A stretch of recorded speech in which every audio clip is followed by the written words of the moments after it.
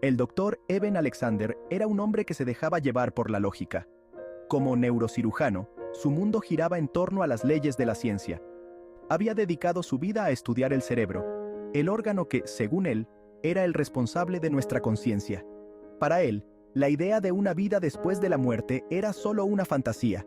Su trabajo en Harvard y otras instituciones importantes lo habían convertido en una figura respetada en su campo. Había visto lo frágil que es la vida, pero siempre desde un punto de vista médico.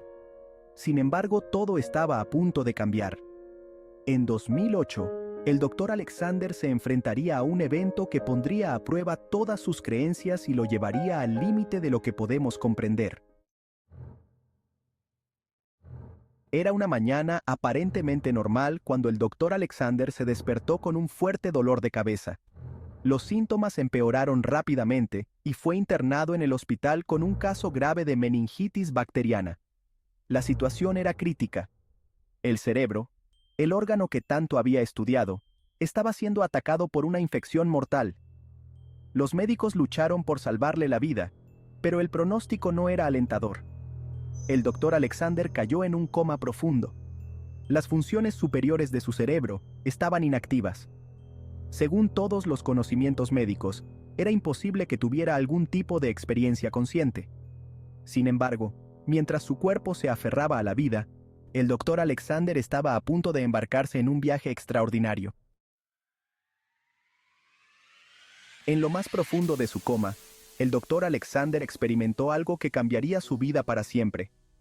Se encontró en un lugar imposible de describir. Un mundo lleno de vida, luz y un amor incondicional. En este reino celestial, se encontró con seres de luz y escuchó música de una belleza indescriptible.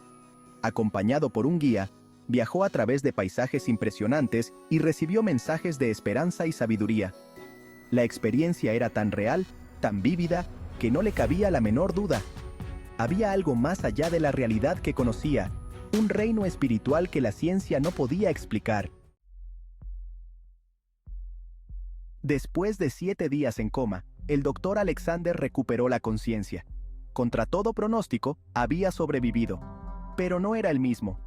Los recuerdos de su experiencia cercana a la muerte eran tan claros como el agua. Recordaba cada detalle con una precisión asombrosa. Su viaje al más allá no era un sueño, era una realidad que no podía negar. Su formación científica le decía que lo que había experimentado era imposible. Sin embargo, la realidad de su experiencia era innegable. Se enfrentaba a un dilema crucial. ¿Cómo podía conciliar su experiencia con su conocimiento científico? ¿Podía ser que la conciencia existiera independientemente del cerebro? La historia del doctor Alexander causó un gran revuelo en la comunidad científica. Algunos lo tildaron de loco, otros cuestionaron su cordura. Sus colegas se mostraron escépticos, pero el doctor Alexander no se dejó intimidar. Estaba decidido a compartir su historia y desafiar las ideas preconcebidas sobre la conciencia y la muerte. Escribió un libro, Prueba del Cielo, que se convirtió en un éxito mundial. Su testimonio llegó a millones de personas que buscaban respuestas a las grandes preguntas de la vida. El doctor Alexander se convirtió en una figura controvertida, pero también en un símbolo de esperanza para aquellos que habían perdido a seres queridos. La historia del doctor Eben Alexander nos invita a cuestionar nuestras propias creencias sobre la vida, la muerte y la naturaleza de la realidad. Nos recuerda que la ciencia no tiene todas las respuestas y que hay misterios que desafían nuestra comprensión actual.